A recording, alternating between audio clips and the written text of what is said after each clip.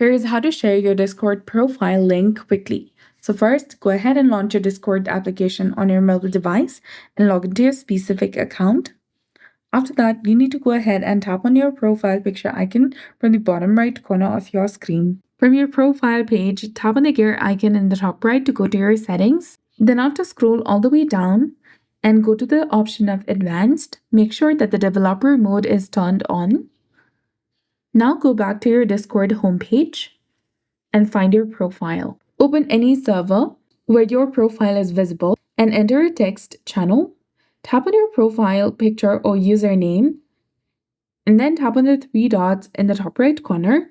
Select copy user ID and paste it wherever you want to share your account.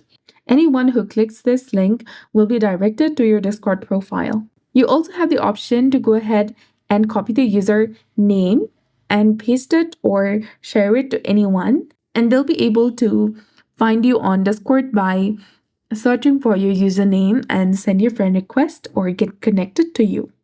So that's it. I hope you found this video helpful. If you did, please like, share, and subscribe. Thanks for watching. We'll see you again in the next one.